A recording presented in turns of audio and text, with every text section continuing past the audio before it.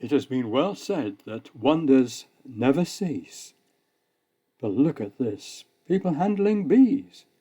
Shouldn't they be feeling a deep unease? For a normal man turns round and flees. Well, what about you? Are you at ease with bees? If you're not, well, it's worth just taking time to go into a garden once the warmer weather has come and look closely at the flowers. You'll probably see bees flitting from flower to flower. Honeybees, like this one. Or you might see the larger fat bee, the bumblebee, which is wild, just busily doing its own thing. Some flowers, like this Cotoneaster, attract masses of bees. But have you noticed something? We're standing very close to them. There may be traffic coming past, people passing by. The bees don't mind a bit. They just carry on with their foraging, minding their own business. We can be completely at ease. Well, so much for bees in your gardens, but what about bees on the allotment? Well, on the top field you're looking at here, which is nearest the gate, the bees could be from anywhere. But on the back field, they could be residents, as two of the plot holders do keep beehives. But they're not the only residents on this part of the site, because in some compost bins at the end of one plot, there are bumblebees nesting.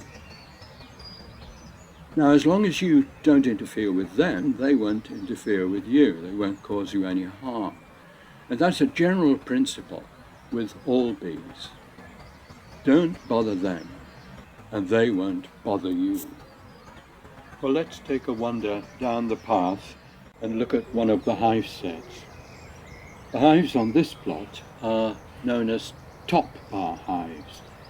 You can see them from the main path, but you're unlikely to notice much bee activity at that distance. You have to get quite close to see that. But if you walk behind the trellis and look closely, you'll see there's quite a lot going on. This is their home territory. You will notice that the hive entrances face the trellis behind. This helps to ensure that the bees go up and over the hives and head towards the trees at the bottom of the plot. By the time they reach there, they're well dispersed, their minds intent on foraging opportunities out in the wide world. Their range can extend anything up to 3 miles. Some bees, however, will stay around. It depends what's on offer. Silvanberry flowers are enticing, both for honeybees and bumblebees, as we'll see in a moment. If you grow sedum and limnanthus, that's the poached eggplant, you'll find they're quite popular with bees. But like the bees in our garden, their intent is foraging, so we can be at ease. But there are times when we need to be more careful. Beehives do have to be opened occasionally, to be checked, or if you're lucky, to extract honey, for example. Beekeepers will try to do this when there are not many people about. But if you happen to be there, you need to keep your distance.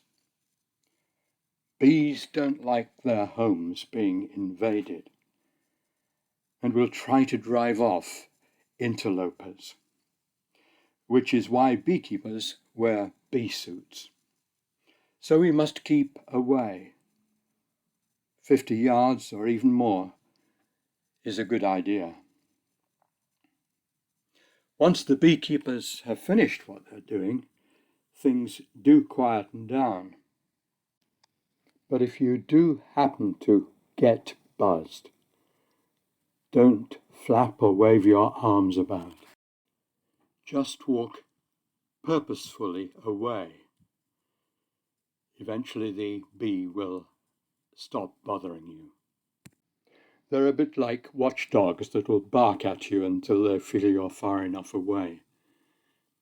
One thing, don't run, you might trip over something. Just walk calmly.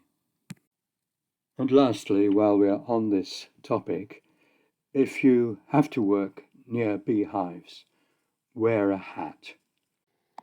Because a bee that accidentally gets entangled in your hair is not a happy bee. Well, cheer up, it's not all bad news. Now for some good news about swarms. Do you remember the first scenes of this video? A handful of bees, people poking at them. Didn't they get stung? Well, no, they didn't. Because before bees swarm, they gorge themselves on honey. And once they're settled, are pretty sleepy. Beekeepers do try to prevent swarms, but they happen anyway. Usually between April and June. The hives get overcrowded and so the colony splits. One part swarms out, circles around for a bit, and then settles, often quite nearby, before eventually taking off for a new home somewhere else. But before it does that, the beekeeper will try to capture it, because somebody somewhere will need that swarm to fill an empty hive.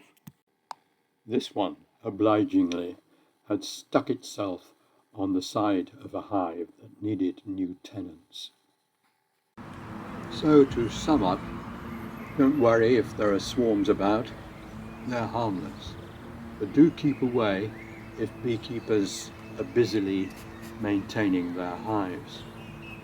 Otherwise, do take time to watch the bees in your garden and on the allotment.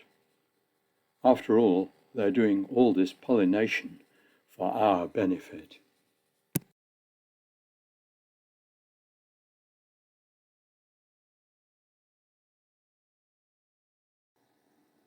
Earlier on, it was mentioned that there are 2 hive installations on the site. Allotment holders may be curious as to where the second one is to be found. This shot shows you. Bottom right, we have the hives that we have already seen. In the distance, towards the center of the picture, we can see the second installation, surrounded by a screen. And if you look very closely, you can see that somebody was working with the bees on the day this shot was taken.